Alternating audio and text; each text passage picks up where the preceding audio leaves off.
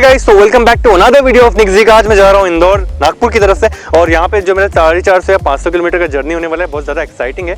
But ये वाला vlog नहीं है। एक्चुअली मैं कोशिश कर रहा हूँ कि जो मेरे को 1.5 साल हो गए हैं GT 650 के साथ में, तो मैं एक लॉन्ग टूर के साथ साथ आप लोगों को बताऊँ इस गाड़ी का एक रिव्यू और ऑलमोस्ट एक लॉन्ग टर्म रिव्यू जैसे मैं बताऊँ, क्योंकि इस गाड़ी के साथ जो मैंने टाइम स्पेंड किया है, मैंने इसके कैरेक्टर को भी अच्छे से समझ लिया और बहुत सारे फीचर्स हैं जो इसके हमको डिस्कस करने हैं और इसमें जो जो चीज़ें हैं वो बाकी बाइक से इसको कैसे डिफरेंट बनाते हैं और क्या आपको इस बाइक को परचेस करना चाहिए या नहीं, आपके जो पर्पस है उस पर सूटेबल होती है या नहीं, कि आप इसको लॉन्ग टूर के लिए भी ले सकते हो, हाईवे पर दूर दूर तक जाने के हिसाब से ले सकते हो, आप कई दिनों तक के टूर इसके साथ में कर सकते हो या नहीं। This is the things that we are gonna discuss in this video. But ये वीडियो थोड़ा सा लॉन्ग ना हो जाए, इसलिए इस टॉपिक को डिस्कस करने के लिए मैंने इसके 2 पार्ट बनाए हैं। पहले पार्ट में आज हम डिस्कस करने वाले हैं कुछ चुने हुए टॉपिक्स, जैसे कि इसके इंजन के बारे में थोड़ा अच्छे से डिस्कस करेंगे कि ये इंजन हमारे साथ कैसा बिहेव करता है, क्या कैरेक्टर है इसका और क्या क्या चीज़ों में ये हेल्प करता है, परफॉर्मेंस कैसा है, किन तरह के रास्तों पर कैसा मज़ा ये देता है, स्पीड्स वगैरह में कैसे हेल्प करता है, ब्रेकिंग में कैसे हेल्प करता है, वो सब चीज़ें। इसके बाद हम इसके ट्रांसमिशन के बारे में डिस्कस करेंगे, जो कि 6 speed constant mesh type sequential transmission है। और उसके बाद हम डिस्कस करेंगे इसके suspensions, brakes, tyres, handle bar के बारे में, राइड डायनेमिक्स के बारे में, एंड्योरेंस के बारे में, बैटरी, हेडलाइट एंड मैंने किए हुए मॉडिफिकेशंस के बारे में भी, जो मैंने ऑक्सिलरी लाइट्स लगवाए थे इस ट्रिप के 1 महीने पहले ही, वो सब हम लोग डिस्कस करने वाले हैं। और आगे जो अगले पार्ट में मैं आपको डिस्कस करके बताऊंगा बाकी के जो टॉपिक्स हैं, उसमें मैं आपको बताऊंगा कि इस गाड़ी की सीट कैसी है, राइडिंग पोस्चर कैसा होता है, कंफर्ट कितना अच्छा होता है, टायर्डनेस तो नहीं हो जाती 400-500 किलोमीटर पूरे दिन चला लेने के बाद में, इंजन हीटिंग को हम कैसे संभालते हैं, लुक्स गाड़ी के कैसे हैं, पब्लिक रिएक्शन क्या है इस बाइक को लेकर के, ट्रिप प्लानिंग करता हूँ तो पैकेजिंग वगैरह में कैसे करता हूँ, मिडिल में ब्रेक्स कितने लेता हूँ, क्या क्या ब्रेक्स लेने पड़ते हैं, उसके बारे में मैं एडवांस में आपको आइडिया दे दूंगा। उसके बाद में मैं सेफ्टी जो राइडर गियर के साथ लेता हूँ, गाड़ी पे जितना मेरा ट्रस्ट है सेफ्टी को लेकर के वो बताऊंगा। इसके बाद में मैं आपको बताऊंगा जो गर्मियों का मौसम होता है उसमें जो हीटिंग इश्यूज हमको राइडिंग के वक्त होते हैं, या फिर जो बारिश के मौसम में हमको प्रॉब्लम्स होती हैं, वो सब चीज़ें बाइक के साथ में क्या क्या है, कैसे मैं हैंडल करता हूँ लॉन्ग ट्रिप के बारे में, वो भी आपको बताऊंगा। तो आपको ओवरऑल एक लॉन्ग जर्नी प्लस इस बाइक इस तरह के कॉम्बिनेशन में मैं इन्फॉर्मेशन दूंगा। इस वीडियो को एंड तक जरूर देखना, चैनल को सब्सक्राइब जरूर करना और अगले वीडियो के लिए आप कितना एक्साइटेड हो ये मुझे कमेंट में बताना, ताकि मैं अगले वीडियो को और भी जल्दी आप लोगों को दे सकूं। तो चलिए एक एक करके सारी इन्फॉर्मेशन आज देख लेते हैं।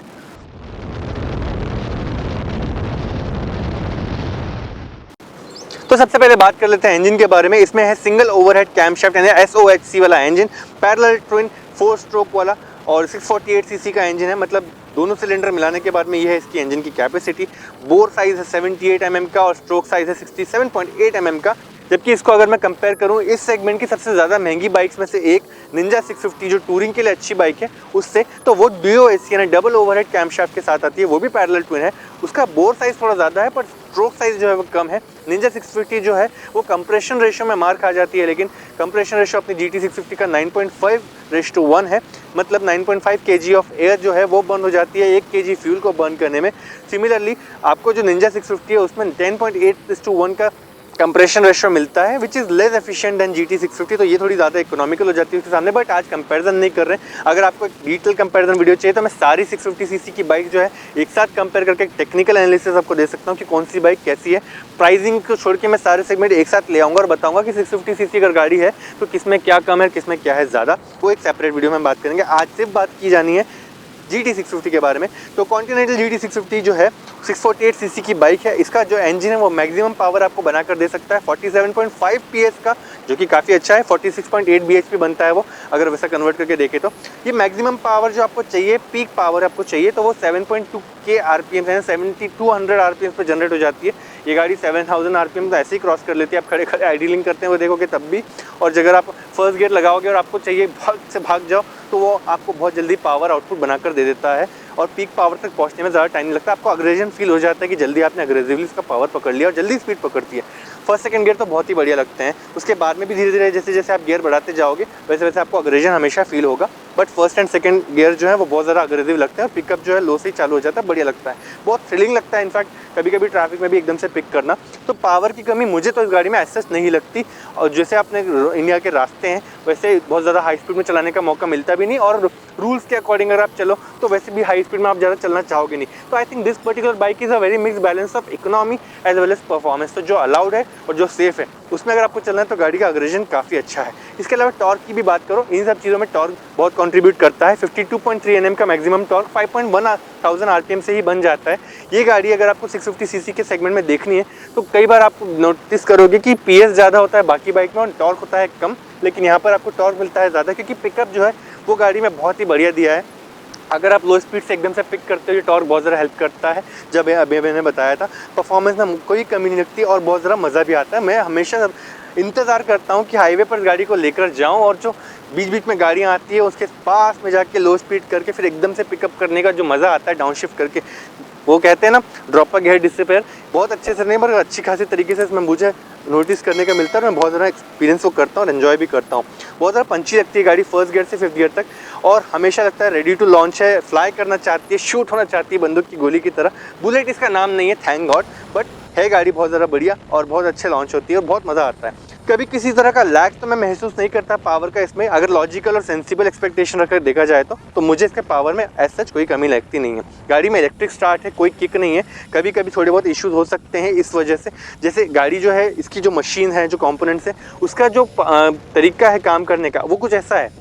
अभी अगर आपकी गाड़ी है कॉन्टिनेंटल GT 650 BS6, कई लोगों को फ्यूल पंप इश्यूज आते हैं, तो अगर फ्यूल पंप इश्यूज आपको भी आए तो वो लाइफ टाइम में एक बार आपको बदलना पड़ेगा। शायद हो सकता है आपको पहले कुछ 6 महीनों के अंदर ही एक्सपीरियंस करने को मिल जाए, कंपनी आपको वारंटी में वो बदल कर दे देगी।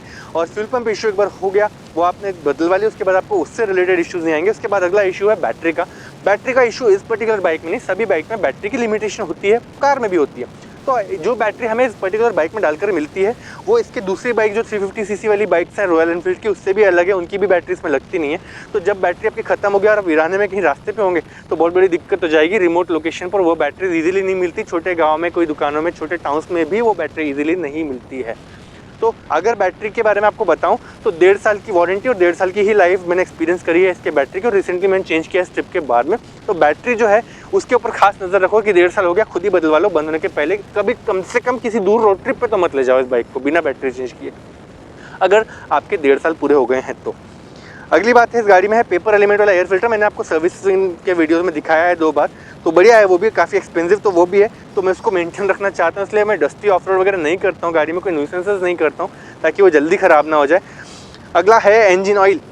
इंजन ऑयल का जो कैपेसिटी है इसमें जो भी है वो 2.3 लीटर का है, फोर्स लुब्रिकेशन के साथ है, वेट सम्प के साथ आता है इसका ऑयल पंप। और एडवांटेजेस इसके ये हैं कि अगर आप गाड़ी को चलाते हो तो हमेशा रेडी रहता है हैंडल करने के लिए लार्ज इंजन को, और इसका पावर जो है आउटपुट और परफॉर्मेंस बहुत बढ़िया से दे पाता है। और इंजन ऑयल जो है वो उसके पंप के साथ में बहुत बढ़िया से पहुंच जाता है इंजन के कोने कोने में, ताकि आपको स्मूथ परफॉर्मेंस मिल सके। ये कोई इंजन ऑयल की तारीफ नहीं है, ना ही बाइक की, ये है इसके सिस्टम का मैंने एक पहचान आपको बता दी कि बढ़िया से काम करता है। ऐसा नहीं कि कोई लोकल सी छोटी सी बाइक है। इस बाइक को थोड़ा सा परफॉर्मेंस ओरिएंटेड बनाने के लिए जो नेसेसरी कंपोनेंट्स होने चाहिए थे, जो अल्टीमेटली और बहुत ज़्यादा क्रूशियल थे, वो हैं गाड़ी के अंदर, इसलिए आपको परफॉर्मेंस एंजॉय करने को मिल जाता है। मोस्टली मैं जब गाड़ी को पहली बार चालू करता हूँ तो थोड़ी देर उसको रखता हूँ चालू करके आइडलिंग पर, बट आइडलिंग पर रखने के बाद में भी गाड़ी की पूरी हीट नहीं बढ़ती है, इंजन टेम्परेचर नहीं बढ़ा होता है, सिर्फ इंजन का जो ऑयल है वो जगह जगह पहुंच जाता है। उसके बाद अच्छे से लुब्रिकेशन के साथ अपन गाड़ी को भगा सकते हैं, एंजॉय कर सकते हैं। लेकिन जब आप गाड़ी को गर्म किए बिना भी भगाना शुरू करते हो तो भी वो इंजन ऑयल बहुत अच्छा काम करके देता है, लुब्रिकेशन अच्छा करके देता है, वो मैं कहना चाह रहा हूँ इस बात में। सबसे अच्छी बात मुझे यही लगती है कि इस गाड़ी का जो इंजन है वो इसका टॉप मोस्ट रिलायबल कॉम्पोनेंट है और लीस्ट चांसेस देता है कि ट्रबल आपको देगा इंजन रिलेटेड इस गाड़ी के अंदर। मैंने जहाँ तक है इसके कॉस्ट को एनालाइज किया था कि लगभग 4 लाख की बाइक आती है, तो ये बाइक 4 लाख रुपए का जस्टिफिकेशन ऐसा देती है कि इसका सबसे महंगा कंपोनेंट्स का इंजन ही है, सबसे भारी भी वही है और बहुत अच्छी चीज़ है वो भी।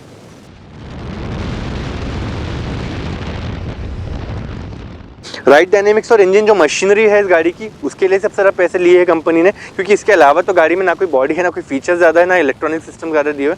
कंफर्ट के लिए भी बहुत ज़्यादा स्टफ नहीं लगाया गया है, तो सबसे ज़्यादा पैसा जो है मशीन का ही है। मशीन ओरिएंटेड बाइक ही रहती है रॉयल एनफील्ड की मोस्टली, कुछ बाइक्स को छोड़ के। अब ट्रांसमिशन के ऊपर वापस आते हैं। 6 speed constant mesh type manual gear box, obviously सभी बाइक में वही होता है except some expensive tourer bikes. तो जो मैनुअल ट्रांसमिशन में है, बाकी बाइक्स में मोस्टली वो 5 स्पीड होता है। बड़ी बाइक्स में 250, 400 या 650 सीसी बाइक्स में 6 स्पीड मिल जाता है, और उससे बड़ी बाइक में भी 6 स्पीड मिल जाता है। 6 स्पीड बाइक जो है ये 1 गियर आगे फिर ऊपर करोगे तो न्यूट्रल, उसके ऊपर करोगे तो 5 गियर और हैं, तो टोटल मिलाकर के 6 गियर इसमें आगे चलने के लिए है और बहुत ही बढ़िया से वो काम करते हैं। गियर रेशियोज को बहुत अच्छे से और अमेजिंग तरीके से मैनेज करते हैं। मुझे काफ़ी अग्रेशन महसूस होता है, जो मैं आपको थोड़ी देर पहले बता भी रहा था। हर एक गियर मुझे अच्छा लगता है और ECU इतना बढ़िया बना हुआ है जो सारे के सारे गियर्स को थोड़ा बहुत इतना टॉर्की रखता ही है कि थोड़ी सी स्पीड अगर रिड्यूस भी हो गई तो डाउन शिफ्टिंग के पहले भी वो गाड़ी को सही तरीके से चलने देता है, बहुत जल्दी से झटके नहीं मारती गाड़ी। और वो मुझे अच्छा लगता है कि इस गाड़ी में आपको टॉर्क की कमी, पावर की कमी किसी भी गियर पर महसूस नहीं होती। और सबसे ज़्यादा अच्छी चीज़ ये है कि जब गाड़ी को आप एंजॉय करते हो, राइड कर रहे हो, खास करके हाईवे पर इस तरह के लॉन्ग ट्रिप्स पर, तो वहाँ मज़ा आएगा। हर एक गियर आपको मज़े देगा। फर्स्ट एंड सेकंड गियर अपने उठाने के लिए यूज़ कर लिए, उसके बाद में जब आप चल रहे हो, फ्लो में चल रहे गाड़ी में, सामने रास्ता क्लीन सा दिख रहा है, थर्ड गियर फोर्थ गियर अच्छी स्पीड से अग्रेसिवली आप चेंज करते जाओ और आपको वहाँ पर भी मज़ा आएगा और पावर की कमी महसूस नहीं होगी। गियर्स अच्छे से डिज़ाइन किए गए हैं ECU के साथ में। एक छोटी सी लैकिंग जो मैं नोटिस करता हूँ और हर बार नोटिस करता आया हूँ, पहले दूसरी बाइक्स में भी थी, यहाँ पर अलग तरीके से है, वो ये है कि 5th गियर और 6th गियर के बीच में कभी कभी गियर अटकते महसूस होते हैं, फिर बहुत ज़्यादा एम्बेरेसमेंट सा हो जाता है, एकदम से पावर लैक हो जाती है। होता क्या है, इस कांस्टेंट मैच टाइप की जो 6 स्पीड गियर बॉक्स है, इसमें कुछ इन्होंने ऐसा काम किया हुआ है कि सब कुछ बढ़िया चल रहा है, पावर वगैरह अच्छा मिल रहा है, रिलायबिलिटी पे भी कोई कंसर्न नहीं, कुछ खराब हो रहा है ऐसा भी नहीं लगता। लेकिन 6th गियर और 5th गियर में कभी कभी कुछ अड़चन आ जाती है, कुछ अटक जाता है। मैं थोड़ा सा डाउन शिफ्ट करता हूँ 6th गियर से कि चलो कॉर्नरिंग कर रहे हैं, थोड़ी पावर चाहिए, वहाँ वो अटक जाता है और फिर एकदम से न्यूट्रल जैसा महसूस कराता है। शायद आप लोग को पता नहीं, लेकिन गाड़ी में आपको दिखने वाला न्यूट्रल एक ही है, लेकिन हर एक गियर जब आप शिफ्ट कर रहे होते हैं तो दोनों गियर्स के बीच में जो कांटा होता है वहाँ पर कुछ ऐसा सेटिंग होता है कि वो एक न्यूट्रल क्रिएट करता ही है, ताकि एक गियर से निकलने के पहले दूसरे गियर तक जाने के बीच में वो यहाँ पर आपके पास में एक डिसएंगेज हो जाता है गियर और वो एक न्यूट्रल वाली स्थिति क्रिएट करता है। वही स्थिति यहाँ पर बन जाती है 5th और 6th के बीच में, जो बार बार अटकता है। और मेरे को कम से कम, अगर मैं 400-500 किलोमीटर के ट्रिप पर हूँ तो मेरे को कम से कम 4 से 5 बार तो वो चीज़ एक्सपीरियंस होती ही है। हो सकता है मेरे गियर शिफ्टिंग पे थोड़ा सा प्रॉब्लम है कि यार मैं बढ़िया से नहीं कर रहा, अलर्ट होकर नहीं कर रहा, बट उतनी ज़रूरत पड़नी भी नहीं चाहिए। It's okay, I have adapted to it and I can live with it. इतनी बड़ी प्रॉब्लम नहीं है, बट नोटिफाई कराना था आपको तो मैंने करवा दिया। वैसे इस तरह का गियर बॉक्स में हो सकता है कांस्टेंट मैश में ये कॉमन हो, top gear versus second top gear के बीच में अटकना। और बाकी की 6 स्पीड बाइक्स में मैंने ये सब नोटिस तो अभी तक नहीं किया, पर वो स्पोर्ट्स बाइक ही चलाई है। इस तरह के सेगमेंट में, थोड़ी सी लो सेगमेंट में मेरे को चला कर देखना पड़ेगा बाकी की बाइक्स की 5th और 6th के बीच में कौन अटकता है कौन नहीं। But I would say constant mesh type का जो गियर बॉक्स है वो इस वाली बाइक में तो है। थोड़ा सा रेस स्टाइल का कैसेट वाला जो गियर बॉक्स होता है वो बाकी सब अच्छी बाइक्स में दिया हुआ है, तो थोड़ा सा डिफरेंस हो सकता है। विल कंपेयर दैट लेटर, जब हम लोग पूरा कंपैरिजन वाला वीडियो बनाएंगे। इसमें वैसे स्लिपर क्लच भी होगा, मुझे लगा था, पता नहीं मैंने कहीं पढ़ा था या क्या, बट मैंने नोटिस तो कभी नहीं किया। ऐसी कोई स्मूथ शिफ्टिंग इसमें लगी नहीं। हाँ, लेकिन अग्रेसिव शिफ्टिंग डेफिनेटली है। इसका मतलब ये हुआ कि अगर आप एक पीसफुल राइडर हो, पीसफुली आप गाड़ी के गियर्स चेंज करते हो, आप धीरे धीरे चलाना चाहते हो, 100 की स्पीड पर क्रूज करना चाहते हो, आपके लिए मज़ा नहीं है इस बाइक में।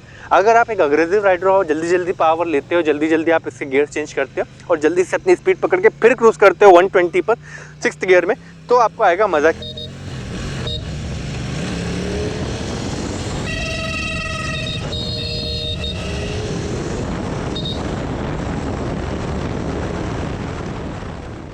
क्योंकि हर एक गियर को आप अग्रेसिवली अगर शिफ्ट करते हो, मतलब लंबे आरपीएम्स खींचते हो, स्पीड पकड़ते हो, उसके बाद में आप शिफ्ट करते हो तो वो अच्छी स्मूथली करेगा, टक नहीं बजेगा, आपको झटके नहीं महसूस होंगे और बहुत बढ़िया शिफ्टिंग होगी। और डाउन शिफ्टिंग भी बढ़िया ही होती है। डाउन शिफ्टिंग हम लोग ऐसे करते हैं कि बहुत स्पीड कम होने नहीं देते, हम लोग डाउन शिफ्टिंग करते हैं ब्रेकिंग की तरह, तो वहाँ पर हूँ ऐसी आवाज़ें आती है और वो भी बहुत मज़ा देती है और कंट्रोल बहुत बढ़िया होता है। मैं कंट्रोल्स के ऊपर आगे आऊँगा, तब बताऊँगा कि इसके इंजन ब्रेकिंग और हर एक गियर्स को डाउन शिफ्ट करते हुए मुझे कितना मज़ा आता है। सस्पेंशन के बारे में बात करते हैं। फ्रंट में टेलीस्कोपिक फोक्स लगे हुए हैं, रियर में twin gas charge shock absorber लगे हुए हैं एडजस्टेबल प्रीलोड के साथ में। मैंने कभी कोई एडजस्टमेंट इसमें करवाया नहीं, जो आया था स्टॉक से वैसे ही लगा हुआ है। बट डेफिनेटली मैंने इस गाड़ी को खड़े भी सीट की तरफ से नीचे प्रेस करके देखा, तो हाँ, इसका सस्पेंशन बहुत ही बढ़िया है और बहुत ही स्टिफ है। कैसा काम करता है, जब आप कहीं चल रहे हो हाईवे पर और आपको लग रहा है कॉर्नरिंग करनी है, तो वहाँ स्टेबिलिटी चाहिए, वहाँ स्टिफ सस्पेंशन की बहुत ज़्यादा ज़रूरत होती है। एक तो गाड़ी के टायर भी पतले हैं, उसके ऊपर आके आता हूँ, बट इसके सस्पेंशन का रोल थोड़ा मेजर हो जाता है स्टेबिलिटी के लिए, क्योंकि गाड़ी में अदरवाइज बहुत सारे स्टेबिलिटी किलिंग कंपोनेंट्स हैं जो कि आपके उस स्टेबिलिटी बनाने रखने में कोई खास हेल्प नहीं करते, तो सस्पेंशन पे बहुत ज़्यादा निर्भरता आ जाती है और आपकी राइडिंग स्किल्स पे। इस गाड़ी में मेजॉरिटी जो डिपेंडेंसी है अपनी अच्छी स्टेबल और सेफ राइडिंग की, वो सबसे ज़्यादा आती है एक राइडर पर और सेकेंडरी आ जाती है इसके सस्पेंशंस पर। ये दोनों मिलकर ही अच्छे एफर्ट लगा करके गाड़ी को स्टेबल रखाते हैं और क्रैश होने से बचा सकते हैं। तो सस्पेंशंस काफ़ी स्टिफ हैं और कॉर्नरिंग करते वक्त काफ़ी अच्छे से आपको कंट्रोल दे देते हैं, काफ़ी अच्छे से स्टेबिलिटी दे देते हैं और गाड़ी बढ़िया रोड पकड़ कर चलती है। लेकिन आपको इस बात का ध्यान रखना पड़ता है कि आपको कौन सी स्पीड पर रखनी है गाड़ी, कितने एंगल पे आपको लीन करना है और डाउन शिफ्टिंग कितनी करनी है। ये अडेप्टेबिलिटी के साथ आएगी, इसका कोई फैक्टर मैं आपको समझा नहीं सकता। धीरे धीरे जब मैं गियर रेशियो का वीडियो बनाने के लिए अलग से कुछ टॉपिक क्रिएट करूँगा, वहाँ मैं आपको बताऊँगा कि इसकी कॉर्नरिंग और गियर्स किस तरह से काम करते हैं। बट फिलहाल ये बोल सकता हूँ कि सस्पेंशन काफ़ी बढ़िया है। इसके अलावा सस्पेंशन की एक और अच्छी बात ये है कि वो कंफर्ट ओरिएंटेड भी है, मतलब है तो स्टिफ सस्पेंशन, ये नहीं कि सॉफ्ट सस्पेंशन और आपकी बैक पेन नहीं होने देंगे, लेकिन कंफर्ट ओरिएंटेड भी है। तो अगर मैं 400-500 किलोमीटर की राइड भी कर लेता हूँ तो मेरे को बैक पेन नहीं होने देते हैं। इतना कंफर्ट है, कैसे है मुझे नहीं पता, उस चीज़ को मैंने ऐसा नोटिस भी नहीं किया, लेकिन ओवरऑल बैक पेन नहीं होने देते, झटके नहीं आने देते रोड्स के। मैंने खराब रोड्स पर भी इस गाड़ी को चलाया तो सस्पेंशंस ने मुझे बहुत ज़्यादा तकलीफ होने नहीं दी। जो बॉडी में पेन होता है वो कौन कौन से पॉइंट्स पर होता है वो मैं आपको आगे कंफर्ट वाले टॉपिक पर बताऊंगा, लेकिन इतना बता सकता हूँ कि इसके सस्पेंशंस अपने लेवल पर बहुत अच्छा काम कर रहे हैं। कंपनी भी क्लेम करती है कि these are finely tuned suspension with piggyback gas charged twin shocks makes for an optimum blend of comfort and feel in all riding environments।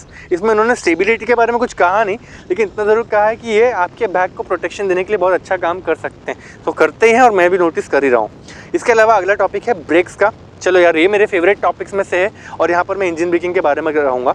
Dual channel ABS तो है और होना भी चाहिए। 320 mm की फ्रंट डिस्क है, 240 mm की rear disc है। इस गाड़ी में ब्रेक बाइट ज़बरदस्त है। अगर आप स्ट्रेट लाइन में हाई स्पीड पर चल रहे हो, दोनों ब्रेक्स को आप धीरे धीरे कंबाइन करते हो, ABS के बावजूद बहुत जल्दी से प्रेस नहीं करना होता है, बट ABS का परफॉर्मेंस देखा मैं, ज़बरदस्ती पैनिक ब्रेकिंग करता हूँ तो भी वो जल्दी से प्रेस नहीं होता है और वो धीरे धीरे स्लो कर देता है, कंट्रोल में भी रखता है। तो ABS works fine, but I don't rely on ABS alone, क्योंकि बाइक है बड़ी पतली सी, टायर्स भी थोड़े से पतले से।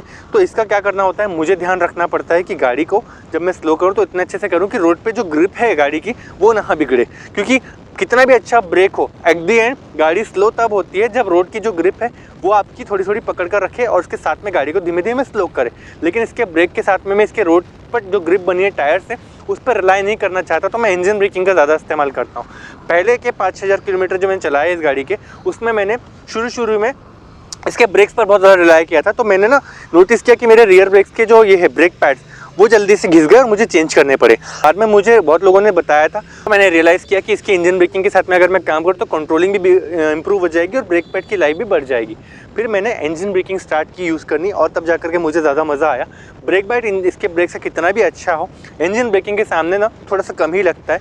वैसे रियर ब्रेक का भी इक्वल इंपॉर्टेंस है। मैं जब सिटी ट्रैफिक में यूज़ करता हूँ और अभी देखा कि जो इसके रियर ब्रेक पैड्स हैं अगर घिस गए हैं या फिर अपना रियर ब्रेक का फ्लूइड खत्म हो गया है तो रियर ब्रेक जो है वो काम ही नहीं करता। मैं कितना भी रियर ब्रेक का पैडल अपने पैर से दबाता रहूँ वो काम नहीं करता, उसके बिना थोड़ा सा कॉन्फिडेंस जाता है, डर भी लगता है। तो overall front end rear brake का कॉम्बिनेशन में हमेशा यूज़ करता हूँ, चाहे सिटी ट्रैफिक में चलाऊँ चाहे हाईवे पर।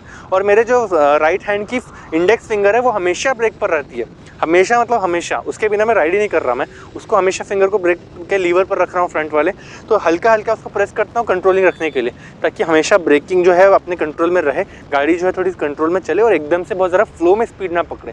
इसको कंट्रोल में रखना सीखने की बात है। जब आप कुछ देखते हो सामने आया तब आपकी गाड़ी स्लो नहीं होनी चाहिए, आपकी गाड़ी को स्लो करने का जो रिस्पांस टाइमिंग है वो बहुत पहले से तैयार होना चाहिए। ये सब चीज़ें आप सीखते हो जब इस गाड़ी को आप यूज़ करना शुरू कर देते हो। और इंजन ब्रेकिंग एक ऐसी चीज़ है जो और ज़्यादा हेल्प करती है इस चीज़ में, चाहे कॉर्नरिंग एकदम से आ गई, चाहे एकदम से कोई बीच में आया, चाहे बीच में आपको पॉट होल्स दिख गए, खराब रास्ता दिख गया, बीच में अंडर कंस्ट्रक्शन रोड भी दिख जाते हैं, इस रूट पर तो है भी, तो उन सब चीज़ों के लिए पहले से तैयारी रखनी होती है। ये सब चीज़ें मैंने सीखी थी जब मैं पुणे मुंबई वाले रोड ट्रिप पर गया था इस बाइक को लेकर। बाद में उन सब चीज़ों को मैंने इम्प्रोवाइज़ किया और उस चीज़ को अब मैं यूज़ कर रहा हूँ अपने इंदौर वाले ट्रिप पर। मैंने इस टाइम उसको और ज़्यादा इन्जॉय किया। अगली ट्रिप मेरी हैदराबाद बेंगलोर की हो सकती है इस बाइक के साथ में, देखते हैं वहाँ पर कैसा रिस्पांस मिलता है, उसका भी अलग से व्लॉग बना दूंगा।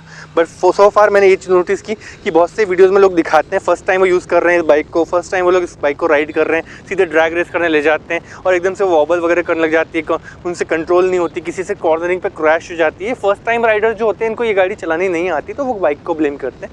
मैं ये नहीं कहता कि बाइक की पूरी गलती नहीं है, बाइक का कैरेक्टर अलग है, लोगों ने समझने में देर कर दी होती थी, बट कैफे रेसर सबके बस की बात नहीं है, इसको प्रैक्टिस करना पड़ता है। अगर कोई इंसान जो ड्रैग रेस की वीडियो बनाना चाहता है, इस बाइक को कम से कम 1 महीना चलाओ और अच्छे से चलाओ, उसके बाद में अगर ड्रैग रेस की वीडियो बनाओ तो आप इस बाइक के साथ जीत सकते हो। आप जो ड्यूक 390 के साथ इसको कभी रेस करा ले रहे हो, कभी इसको किसी और छोटी मोटी बाइक के साथ रेस करा ले रहे हो, तो आप सोच रहे हो कि हैंडलिंग कम होने की वजह से इस बाइक की रेस जीत नहीं पा रहे। ये सच नहीं है, आपकी हैंडलिंग खराब है, आपको इस बाइक के साथ अडैप्ट करना पड़ेगा एंड इट कैन वर्क।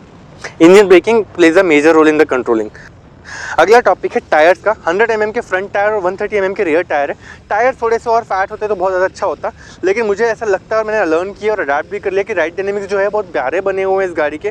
जो टायर्स हैं अभी उसके साथ में वो परफेक्ट काम कर रहा है। तो मैंने भी यही रियलाइज़ किया आगे कि इसको जब समझ जाते हैं बाइक चलाना, कंट्रोल करना, इंजन ब्रेकिंग और जो अपने लीवर से चलने वाले ब्रेकिंग है, ब्रेक पैड्स वगैरह, वो सबका आप कैरेक्टर समझ जाओ तो आप ऐसे ही इस गाड़ी को हैंडल कर सकते हो, काफ़ी प्रो राइडर बन सकते हो। इस गाड़ी को जब से मैंने चलाना शुरू किया तो मेरे को हायाबुसा चलाने में भी दिक्कत नहीं हुई, निंजा से 1000 ZX 10R भी चलाने में दिक्कत नहीं हुई, निंजा 1000 SX चलाने में भी दिक्कत नहीं हुई, CBR 650 तो मेरे लिए बटर स्मूथ हो गई थी हैंडल करने के लिए। तो मेरे को जितनी भी बाइक्स होती हैं अच्छी हैवी वो चलाने में दिक्कत नहीं हुई जब मैंने इसको चलाना समझा, क्योंकि ये बाइक सबसे ज़्यादा एफर्ट रिक्वायर करने लग गई थी जो भी एक राइडर को हैंडल करने के लिए यूज़ करना पड़ता है जब वो एक भारी बाइक चलाता है।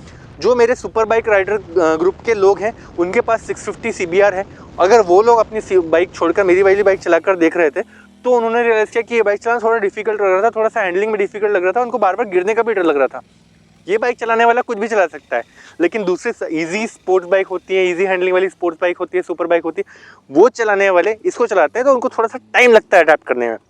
इसका मतलब ये बाइक एक्स्ट्रा एफर्ट्स रिक्वायर करती है, ये चीज़ मुझे समझ में आ गई और मुझे उस पर बहुत गर्व भी महसूस होता था। ये गाड़ी के जो राइड डायनेमिक्स है जिसने समझ लिया वो इसको कलेक्शन में डेफिनेटली रखना चाहेगा, प्रिजर्व करना चाहेगा, ताकि 1-2 महीने में एक बार एक लॉन्ग राइड ज़रूर कर सके और अपनी जो राइडिंग स्किल्स है वो और डेवलप करते रह सके। फॉर एवर लर्निंग वाली बाइक है ये। अगली बात है हैंडल बार के बारे में। इसमें क्लिप ऑन हैंडल बार लगी हुई मिलती है आपको। तो क्लिप ऑन हैंडल बार जो होती है वो दिखने में तो अच्छी होती है पर उसके हैंडलिंग में भी थोड़ी सी हेल्प मिल जाती है आपको। और मुझे तो एक ही दिक्कत है कि उसमें ना सामान नहीं लगा पा रहा ज़्यादा, ना तो कुछ एक्स्ट्रा लाइट्स वगैरह लगाने हो गाड़ी में, तो स्विचर लगाने के लिए वो हैंडल बार यूज़फुल नहीं है, और जो मोबाइल होल्डर है वो भी लगाने के लिए यूज़फुल नहीं है। तो बहुत दूसरी चीज़ों में हेल्प लेनी पड़ी मुझे उस चीज़ों के लिए, बट ठीक है। और पहले शुरू में मुझे लगता था कि ये जो क्लिप ऑन हैंडल बार्स में लगी है थोड़ी सी लाइट है तो बहुत संभल के चलाना पड़ रहा है, एफर्ट लगाने पड़ रहे हैं, हैंडल को पकड़ के रखना पड़ रहा है, धीमे चलाना पड़ रहा है, कॉर्नरिंग के वक्त में भी ज़्यादा ध्यान रखना पड़ रहा है। पर एक बार अडेप्टेशन हो गई ना तो मेरे जो आर्म्स है इसका मोशन मैच कर लेता है हैंडल बार के रोड रिस्पॉन्स वाले मोशन को। मतलब अगर रास्ते पे पॉटहोल वगैरह हैं, थोड़े बम्पी रोड्स हैं, तो हैंडल भी हिल जाता है टायर्स की वजह से, उसके वजह से अपने आर्म्स पे असर पड़ता है और ऐसा लगता है हाथ से कंट्रोल जा रहा है। तो अपने को उसके साथ में थोड़ा सा मैच करना पड़ता है अपना मोशन। रास्ते को देखते हुए चलोगे तो आपको पता होगा, आप एक्सपेक्ट करोगे ऑलरेडी कि आपकी गाड़ी का हैंडल हल्का हिल सकता है यहाँ से, उस अकॉर्डिंग आप गाड़ी के हैंडल को पकड़ के चलोगे तो आप समझ जाओगे कि आपका जो हैंडल का कंट्रोल है वो जा कहीं नहीं रहा है, वो बराबर से आपके साथ है। तो वो सब चीज़ों के लिए प्रैक्टिस चाहिए। कितना भी मैं बोल लूँ और कितना भी आपको मैं ट्रिक्स बता दूँ, प्रैक्टिस करोगे तो आपका ब्रेन ऑटोमेटिकली गाड़ी के साथ अडैप्ट करेगा और आपको कुछ एक्स्ट्रा करना नहीं है, सबकॉन्शियसली भी ये गाड़ी अच्छे से कंट्रोल होने लग जाएगी। एक 140 kmph के ऊपर गाड़ी के वॉबल को लेकर के भी बहुत लोग डर जाते थे। मैंने भी उस चीज़ को एक्सपीरियंस किया और मुझे भी डर लग गया था शुरू में, और वो खासकर तब होता था जब रास्ते प्लेन ना हो, बम्पी से हों, या थोड़े से ब्रशी से रास्ते होते कहीं पर ना रोड बनाते वक्त उन्होंने थोड़े से ब्रशी से कर देते। मतलब कैसा होता है वो लाइन्स बनी होती हैं बहुत ज़्यादा, वहाँ पर भी बहुत ज़्यादा डर लग जाता है क्योंकि गाड़ी जो है थोड़ी सी हिल जाती है और ग्रिप कम हो जाती है। पहले पतले टायर लगे हुए हैं तो वो जो ग्रिप है वो कम हो जाने की वजह से भी आपको लगता है वॉबल ज़्यादा हो रहा है। उस टाइम पे जो प्रो राइडर्स हैं वो क्या करते हैं, उस गाड़ी के हैंडल को थोड़ा सा प्रेस करते हैं नीचे की तरफ, तो टायर की ग्रिप थोड़ी सी इंप्रूव होती है, उससे भी थोड़ी सी हेल्प हो जाती है। अगर गाड़ी के टायर थोड़े से मोटे होते तो भी थोड़ी सी हेल्प हो जाती, ग्रिप इंप्रूव होती। हो सकता है इसमें अभी मुझे सीएट के टायर दिए, पहले पिराली के आते थे, वो अच्छे रहे होंगे, और ये सीएट के थोड़े से कॉस्ट कटिंग वाले टायर है, थोड़ी सी इसकी क्वालिटी और ग्रिप कमज़ोर है। देखता हूँ टायर जब बदलने का टाइम आएगा तो मैं भी देखूंगा कि नए टायर्स के कितना इंप्रूवमेंट आया है। बट फिलहाल ग्रिप कम होने की वजह से वॉबलिंग होती है, और प्रैक्टिस जिसकी हो जाए वो 140 या 160 पर भी चलाए तो वॉबलिंग का दिक्कत उसको नहीं होता। मैंने भी बहुत प्रैक्टिस की, खराब रास्तों पर भी चलाया, तो 120 140 में ऐसे ही भगाता हूँ, फिर स्लो करता हूँ, फिर भगाता हूँ, फिर स्लो करता हूँ। वॉबलिंग होने के सिचुएशन शुरू होने के बाद पहले ही मैं छोड़ता हूँ, और वॉबलिंग कब होने वाली है उसके पहले मुझे पता चल जाता है, हल्का हल्का पहले वो शुरू होता है, तभी मैं इसको थोड़ा सा संभाल लेता हूँ, फिर वापस भगाता हूँ, फिर संभाल लेता हूँ। ऐसे में मेरे हाथ ट्रेन हो जाते हैं। हर ट्रिप पे मुझे दोबारा से ट्रेन होना पड़ता है, कुछ घंटे राइड करना पड़ता है, फिर मैं वापस से खेलना शुरू कर सकता हूँ इसके वॉबलिंग के साथ, इसके हैंडलिंग के साथ, इसके परफॉर्मेंस के साथ में। और जहाँ मेरे को लगा मेरा कंट्रोल जा रहा है, एक डाउन शिफ्ट की, वापस कंट्रोल में।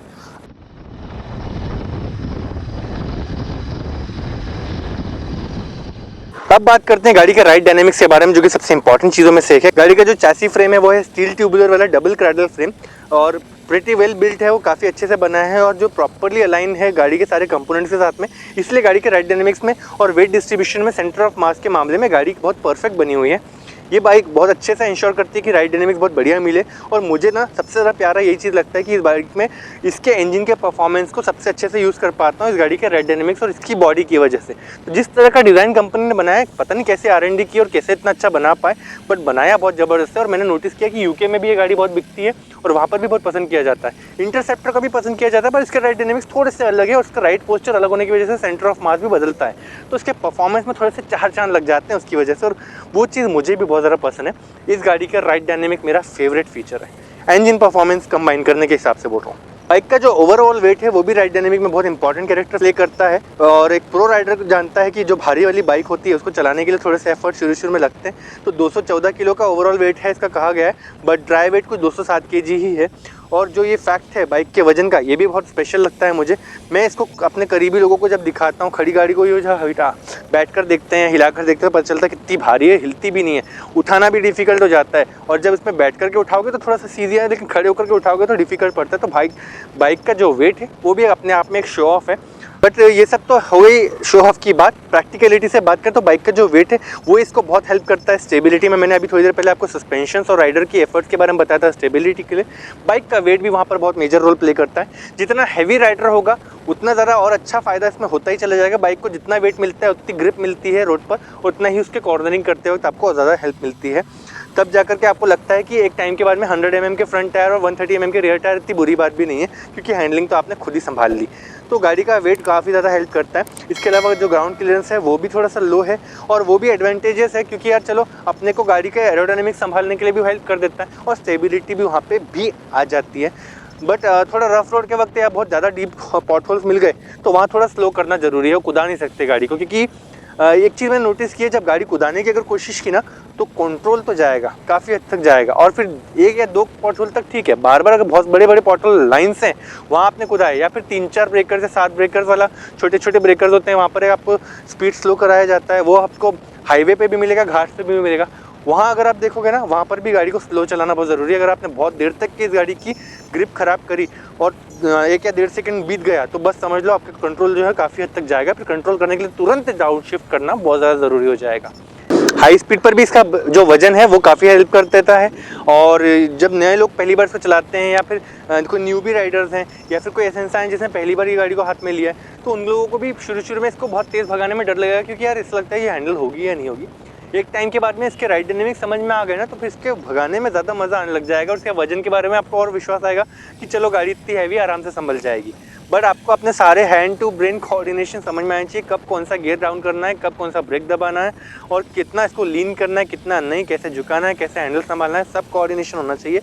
कुछ भी आप खुद से आप कमांड नहीं सकते अपने बॉडी पार्ट्स को, आपका ब्रेन ऑटोमेटिकली सबकॉन्शियसली सब कुछ संभाले। इसके लिए आपको बहुत प्रैक्टिस चाहिए इस बाइक के साथ।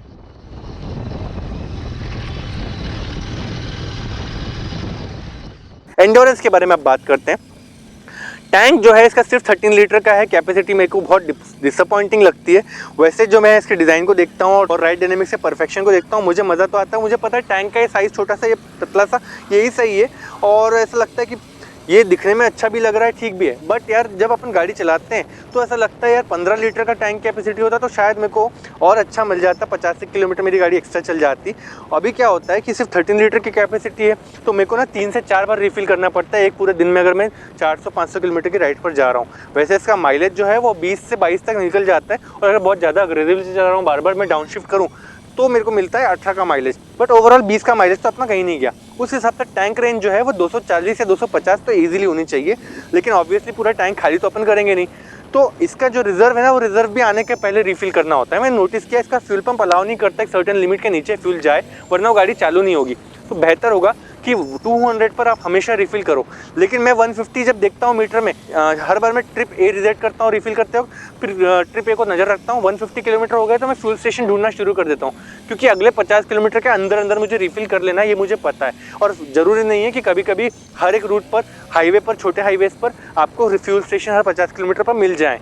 तो जब भी आपको 150 हो गया और आपको नया फ्यूल स्टेशन दिख रहा है, तो आप डाल ही लो वहाँ पर फ्यूल, ताकि आपको रिस्क फ्री हो जाए। अगले 150 किलोमीटर में दोबारा डाल लो। इस तरह से मैं 150 किलोमीटर में, कभी कभी 180 किलोमीटर में रिफिल कर लेता हूँ। इसीलिए मैं सोचता हूँ कि गाड़ी का अगर कैपेसिटी 2 लीटर एक्स्ट्रा होता तो थोड़ी सी वहाँ पर मुझे मदद मिल जाती, उतना डरना नहीं पड़ता। 200 km तक जाने का मैं इंतजार कर लेता, पर अब नहीं कर पाता हूँ। एक तो इसका जो फ्यूल मीटर है वो भी थोड़ा सा धोखेबाज है, और बहुत लोगों ने बताया, मैं भी नोटिस करता हूँ, बहुत देर तक फुल टैंक दिखाता है, फिर एकदम से 2 पॉइंट्स बचते हैं और फिर एकदम से ब्लिंक चालू कर देता है। ये बहुत धोखेबाज है, इसलिए इसके ऊपर तो मैं जाता ही नहीं। मैं हमेशा ट्रिप ए रिजल्ट करता हूँ, उसी के हिसाब से चलता हूँ। साथ साथ मैं रिकॉर्ड मल्टीपल जगह मेंटेन करता हूँ। मेरे फ़ोन की 2 एप्लीकेशन है जिसमें मैं मेंटेन करता हूँ कि कितने किलोमीटर पर पिछला फ्यूल डाला। उसके अलावा फोटोज भी लेता हूँ फ्यूल स्टेशन पे जब फ्यूल भरते हैं तो उसकी मशीन की, और अपने MID की कितने किलोमीटर पे अपन ने फ्यूल डाला था, जिससे की क्लैरिटी मिल जाती है कि अगर मैं कहीं पे बीच में ब्रेक ले रहा हूँ और मुझे वापस देखना है कि फ्यूल डालने का टाइम आने वाला है, तो मैं देख सकता हूँ कितने किलोमीटर पे फ्यूल डालने की ज़रूरत है। रिकॉर्ड्स अच्छे से मेंटेन करना बहुत ज़्यादा ज़रूरी है। एक फ़ोन एप्लीकेशन जो है जिसको मैं यूज़ करता हूँ फ्यूल से सारे फ्यूल रिकॉर्ड मेंटेन करने के लिए, उसका नाम है ड्रिवो। आप लोग भी वो डाउनलोड कर सकते हो। आपको एंड्रॉइड के प्ले स्टोर में और एप्पल के ऐप स्टोर में, दोनों में मिल जाएगी वो। बैटरी के बारे में बात करें तो 1.5 ईयर्स की वारंटी और 1.5 ईयर्स की ही लाइफ में नोटिस किया। मैंने थोड़ी देर पहले आपको बताया भी था। मैंने एक बैटरी का जो प्रॉब्लम अभी नोटिस किया, मैं अपने घर से लगभग 80 किलोमीटर दूर एक गाँव में गया हुआ था, और वहाँ पर गाड़ी जो है वो बंद पड़ गई बैटरी की वजह से। बैटरी ड्रेन हो चुकी थी पूरी तरह से। तो वो बैटरी जो है उसको चार्ज करना भी डिफ़िकल्ट हो गया, उसको रिप्लेस करना भी डिफ़िकल्ट हो गया, और जो मैंने RSA को फ़ोन किया था वो लोग भी नहीं आ पाए। उसका मैं अलग से वीडियो बना के आपको दिखाने वाला हूँ क्या दिक्कत हुई। बट मेरी जो एडवाइस आप लोगों को मैंने अभी दी थी, 12 वोल्ट 12Ah वाली जो बैटरी है VRLA इसमें जो लगी हुई है, वो आपको इजीली मिलती नहीं है। तो हमेशा 1.5 साल हो रहे हैं तो गाड़ी को लॉन्ग ट्रिप पे लेने से पहले उसको बदल ही लो, भले वो चल रही हो या नहीं चल रही हो, बट उसको बदल ही लो। वरना ऐसा ना हो कि आप रास्ते में कहीं और आपकी गाड़ी की बैटरी हो गई डाउन और वो चालू नहीं हो रही। और RSA वाले भी बहुत जल्दी से हेल्प नहीं कर पाते हैं फिर, क्योंकि बहुत रिमोट लोकेशन में अगर आप होंगे तो उनको मदद भेजने के लिए 1-2 घंटा, कभी कभी 4 घंटा भी लग सकता है। हेडलाइट और मॉडिफिकेशन के बारे में मैं कुछ बता देता हूँ। मैंने इस गाड़ी का हेडलाइट मॉडिफिकेशन का एक वीडियो ऑलरेडी बनाया हुआ है, तो उस पर आप जा सकते हो वीडियो खत्म होने के बाद में। मैंने इसमें देखा कि गाड़ी में है ना, कैफे रेसर होने के हिसाब से क्लासिक स्टाइल के हेडलाइट्स होने चाहिए। क्लासिक मतलब मैं इसकी जो दूसरी बाइक है बुलेट एंड क्लासिक, उसकी बात नहीं कर रहा, इसके जो कैरेक्टर है उसकी बात कर रहा हूँ कि क्लासिक टाइप की दिखती है ये गाड़ी और अच्छी लगती है। तो उस हिसाब की जो बाइक है उसमें आपको हेलोजन लाइट्स ही मिलने चाहिए, अच्छी लगेंगे, वो है मैच करेंगे इसके स्टाइलिंग को। लेकिन यार इल्यूमिनेशन बहुत घटिया है, ओवरऑल पर्पस जो है वो अच्छा नहीं है इसके हेलोजन के साथ में। तो सारे लाइट्स यानी front headlights, rear tail lights और इंडिकेटर लाइट सब में हेलोजन दिया हुआ है, तो मैंने मॉडिफाई करवा लिया। फ्रंट के हेडलाइट बल्ब में मैंने LED लगवा लिया। उसके अलावा मैंने दो LED प्रोजेक्टर लाइट भी लगाए हैं ऑक्सिलरी में, इसके साइड क्रैश गार्ड में, और वो जो है वो भी ड्यूल पर्पज़ है, उसमें हाई बीम लो बीम दोनों है और स्विच भी लगा हुआ है हैंडल बार पर। इसके अलावा मैंने जो इंडिकेटर्स हैं उसमें भी लगा दिए हैं LEDs, ताकि वो थोड़े और अच्छा सब ब्लिंक हो जाए और ज़्यादा अच्छे से दूर तक नज़र आए, क्योंकि ये गाड़ी अगर स्पीड से चल रही है तो किसी को नज़र आना बहुत ज़्यादा ज़रूरी है। हज़ार्ड लैम्प फ्लैशर भी मैंने लगवा लिया है, जब मैं हाईवे पर हूँ और खास करके शाम के वक्त हूँ या फिर ऐसे हाईवे है जहाँ पर डिवाइडर नहीं है, वहाँ बहुत ज़्यादा ज़रूरी लगता है मुझे इस गाड़ी को अगर मैं भगा रहा हूँ और मैं फास्ट लेन में चलता हूँ, क्योंकि गाड़ी की स्पीड जो है किसी भी कार से ज़्यादा ही होती है। तो जहाँ जहाँ हो सके मैं फास्ट लेन में चलता हूँ, तो मुझे लगता है ये ज़्यादा ज़रूरी है। ऑक्सिलरी लैंप्स के बिना तो चलना मुझे बहुत ज़रा मुश्किल लगता है अभी रात के वक्त में। और मैंने नोटिस किया कि कंपनी ने अभी नए LED हेडलाइट यूनिट भी इंट्रोड्यूस कर दिए GT 650 के साथ में, सभी वेरिएंट्स में, इवन डक्स डीलक्स में भी, मतलब जिसमें अलॉय व्हील नहीं है उसमें भी LED हेडलाइट ज़रूर है। तो भी मुझे ना स्टॉक लाइट पर ज़रा भरोसा नहीं आता था, मुझे लगता है ऑफ लाइट के बिना तो इस गाड़ी को बहुत ज़्यादा दूर तक की घूमना शायद किसी के बस की बात नहीं है, खास करके रात के ड्राइव में। तो ये था दोस्तों आज का मेरा एक रिव्यू। मैंने इंदौर तक की गाड़ी को लेकर आ गया और बहुत ज़्यादा मज़ा भी किया, और जितने ब्रेक्स वगैरह के बारे में मेरे को बताना है वो मैं आपको अगले वीडियो में बताऊंगा कि कितने ब्रेक लेने पड़ते हैं, क्यों लेने पड़ते हैं, क्योंकि लौटते वक्त भी वही सब चीज़ें हैं जो जाते वक्त थी। और इंदौर पहुँचने के बाद में मैंने गाड़ियों का PPF का काम देखा, क्योंकि मेरा PPF का काम ऑल इंडिया में है। Paint protection film 60% cost saving के साथ में मैं करवा कर देता हूँ, तो कभी कभी ट्रैवल करके अलग अलग शहरों में अपने कस्टमर्स की गाड़ियों का होता हुआ काम भी मैं देख लेता हूँ। उसके बारे में अगर आपको जानना तो मेरा PPF वाला यूट्यूब चैनल अलग से है, उसकी भी लिंक मैं डिस्क्रिप्शन में दे दूँगा। अगर आपको अपनी बाइक या कार की हेल्प चाहिए PPF के लिए तो वो भी आपको मुझसे मिल जाएगी। चलो दोस्तों, थैंक यू सो मच यहाँ तक इस वीडियो को देखने के लिए। अगर आपको ये टॉपिक्स पसंद आए, क्लैरिटी आपको मिली, तो वीडियो को लाइक करके कमेंट में मुझे फीडबैक जरूर देना। अगले वीडियो के लिए एक्साइटेड हो तो उसके लिए भी लिख दो कि भैया अगले वीडियो जरूर लाओ और जल्दी लाओ, तो मैं जल्दी से आपको अगला वाला वीडियो भी दे दूंगा इतनी ही एक्साइटमेंट के साथ में। और लौटते वक्त वाले जो वीडियो है उसमें कौन से टॉपिक में कवर करने वाला हूँ वो मैं आपको वीडियो की शुरुआत में बता चुका हूँ। Once again thank you so much for watching, and अगले वीडियो में दोबारा मुलाकात होगी। तब तक के लिए goodbye and ride safe.